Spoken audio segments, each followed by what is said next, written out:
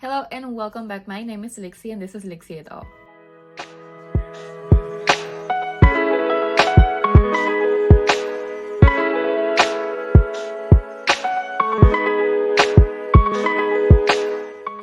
On today's video, we're going to be wrapping up our January reading month and we're going to be setting up our February reading TBRs. Let me just start by saying that January flew by. I blinked and it was over. I cannot believe we're already getting into February, which is my birthday month, and I'm very excited about that. But we're going to also be setting up our February TBR that I'm going to be discussing later on. We're going to dive right into January, what I read, what I didn't read, what I said I was going to read. If you saw my first video about my January TBR, you definitely know what I was supposed to be reading. But if you haven't watched that, maybe pause this video, go back, watch that one, and then come here and judge me. See if I actually did what I said I was gonna do. Okay, so let's begin with the books that I actually read. I finished Cruel Boy by Clarissa Wilde, which I said I was going to finish. I had already started this book in December, so I set myself up for success from the very beginning, which is great. Finished that book honestly pretty quickly after I recorded that first video, so we loved that. I also finished A Diary of Blood and When Women Were Dragons, which I did say I was going to read. I read A Diary of Blood through my KU, and then I listened to When Women Were Dragons from my Libby app, from my library. Those two were great books, and I actually talked more about them on my mid-month reading vlog, so if you want to know my thoughts on those books, you can go and check out that video. Now this is where things start to take a turn. I made progress in Iron Flame, and I also made progress in Assistant to the Villain, which are the two books that I've been reading physically since who knows when, because it's been months and I've been still reading those books and not getting, I don't think I'm halfway through either of those. Like I mentioned in my previous videos, they are good books. I am enjoying them. I'm just having a tough time concentrating, probably because of the format. So I'm just taking it easy with those, trying to just let it be.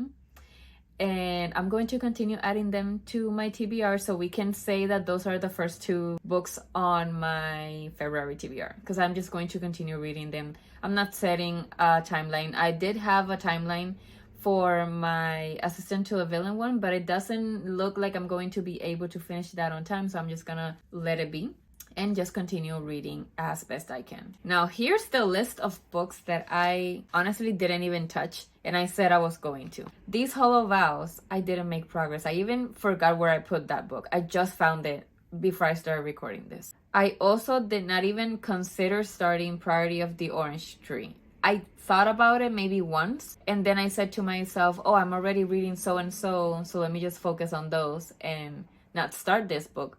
But then I went and started other books. What am I doing? I don't know.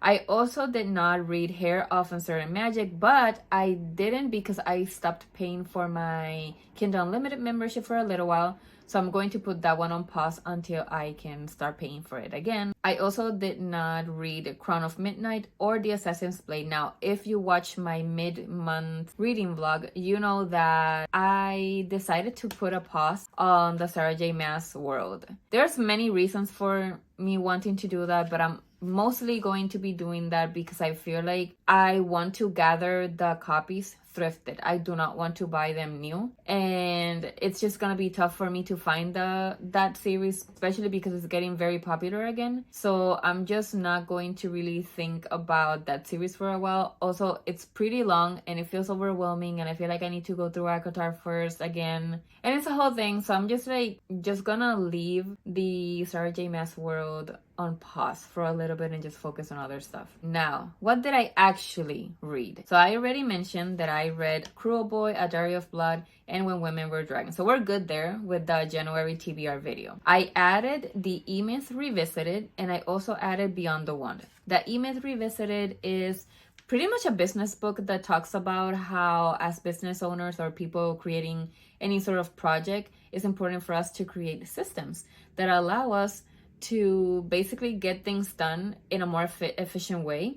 And also, if we're bringing in people, we can pretty much teach them how to do the system so that they can do it the right way every single time. And it causes an element of consistency and also of things being done the way that you want them to be done without you having to be there every single time. And that is something that I've been watching a lot of videos made by other YouTubers, and they're talking about this book and just the idea of creating systems for their channels, for their growth, for their projects, for their businesses. And it's something that helps them not only stay consistent and stay organized, but helps them with preventing to get burnout and just being able to do the things that they love to do without struggling every single time. So that is definitely something that I feel like if I learn right now, it'll be much better for me as I continue doing these videos and growing and all that stuff, and I can bring better quality videos to you. So that is the E-Myth Revisited. Highly recommended. Doesn't matter if you want to be a YouTuber or not. I think it's a really good book for just someone that wants to improve their life in general. So check it out if you haven't. Highly, highly, highly recommend. The next book I added to my TBR and I ended up reading, honestly, without even thinking about it, was Beyond the Wand. And if you don't know, this is the book by Tom Felton, the actor that played Draco Malfoy in the Harry Potter movies. And it goes through all his experience of when he got casted to become Draco and all the way to his adulthood and how all the fame and just his process of becoming an actor while also getting to, or at least attempting to live a normal life. It talks about his relationship with the other actors and just some of the behind the scenes things that happened while they were filming all the films and all that stuff. It's a really interesting book. I listened to this book in a day. Like, I put it in 2x speed and I just devoured it. I loved it. It was so good. I obviously rated it 5 stars. It was fantastic. So if you haven't given this book a chance and you're interested in knowing a little more about the Harry Potter world or just his perspective in particular, definitely go check it out. I absolutely loved it. And this was actually a book that I didn't even consider reading. I just felt like reading it that day. I saw a little clip on TikTok of him talking about the book and something sparked in my brain and I decided that I wanted to go ahead and check it out. So I immediately got it from the library. Fortunately, there was no wait and I listened to the entire thing. So that's how good that book is. Definitely go check it out. I DNF'd one book this month and I actually DNF'd it right now, right before I started recording this video. And that was Big Swiss. This book is about this female main character that works as a transcriber for this sort of life coach person. And she's listening to all of these recordings of sessions that this coach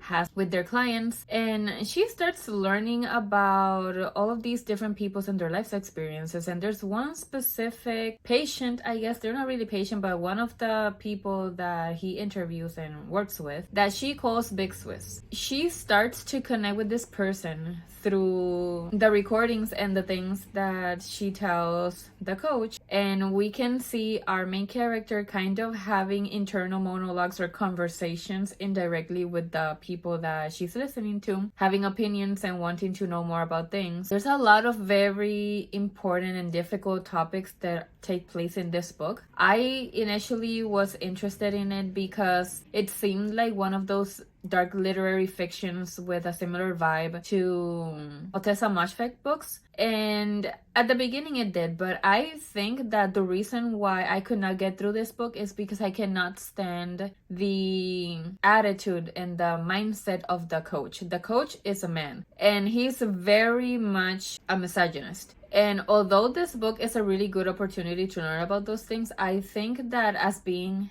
a woman, it's very annoying to listen to this man talk. And obviously that lets us know that the book is written correctly because this character is expressing what his intended purpose is in this story. So I'm pretty sure that moving forward, the main character and also the person working with this man are going to kind of like fight back and correct him or something. But for the most part, I felt like this was not a book that I could get through, at least not right now. I don't feel like I am in the mind space and I don't have the patience right now to listen to this man talk all those stupid stuff that he was saying. And the fact that this character is a life coach or something like that is ridiculous because he doesn't know the first thing about women to be coaching them. I just got fed up with one of the conversations that was happening, I think at the 30% mark, which is honestly pretty soon in the book, I think. And yeah, it's not right now, that book is not for me. I might give it another try at some point, but typically when I DNF, I just DNF. It's very rarely that I go back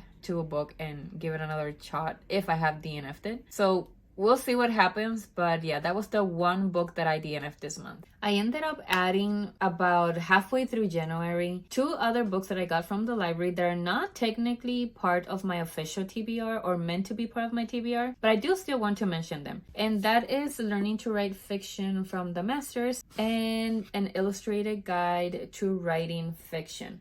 These two books are basically writing books.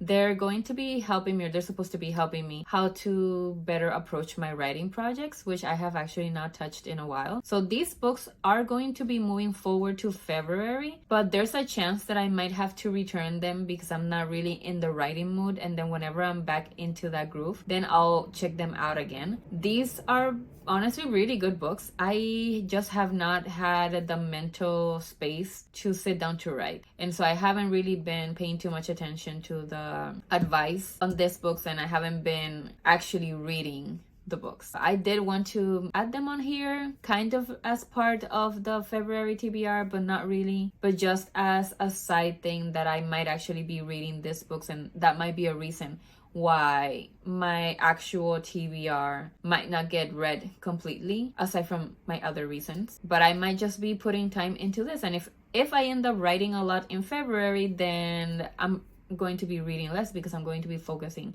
my time on my writing. Now let's talk February TBR. Obviously, I'm going to continue pushing Iron Flame and Assistant to the Villain to my next TBR, so I don't really need to say much about those. I'm just gonna let those be, and you will continue to see them on my TBRs until I finish them. I'm in no rush, like I mentioned, to finish these books, so we'll see what happens with them in February. Maybe I'll finish them, maybe I won't, who knows, but they're going to be on the TBR, so we're gonna start off with that. I did say that the reason why I've been having trouble with these books is because they're in physical form.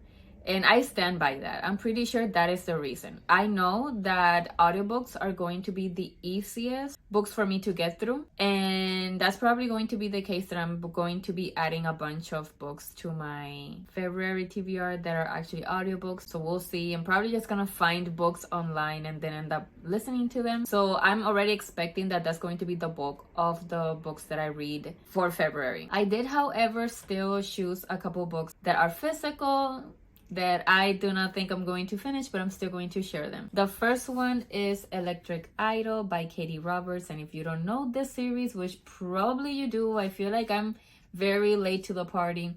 This is the second book in the Dark Olympus series, if I'm not mistaken. And basically these are Greek mythology retelling, but they're romance and they're spicy and they're explicit and there's a lot of stuff going on in these. I already read the first book, which is Neon Gods, and I really enjoyed it. Neon Gods is a retelling of Persephone and Hades' story. This one, however, is Psyche and Demetriou, I think. Is that how you say them? I am not entirely sure.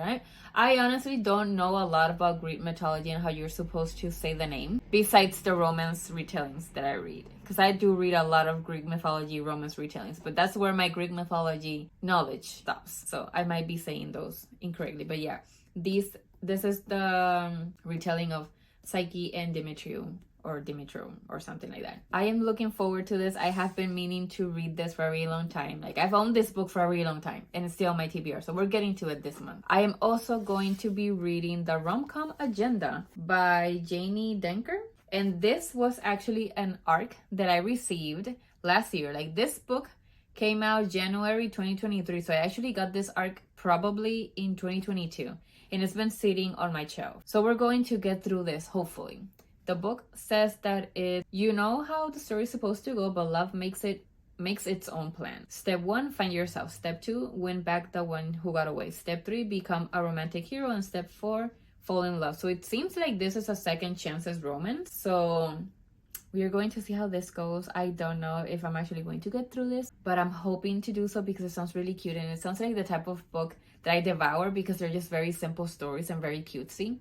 So hopefully we're gonna get through this. The third physical book that I am going to attempt to read is Love and Other Words by Christina Lauren, which is a very, very popular book that has been going around for a really long time. Like this book, I think this is a second cover to this book. This book used to have another cover. That's how long I've been waiting to read this. I should have gotten through this a couple years back and I have not. So we're going to attempt it. This is probably the thickest one out of the three, or they're more or less the same thickness. We'll see if my brain sees it like a challenge and ends up not wanting to read it. I'm going to try.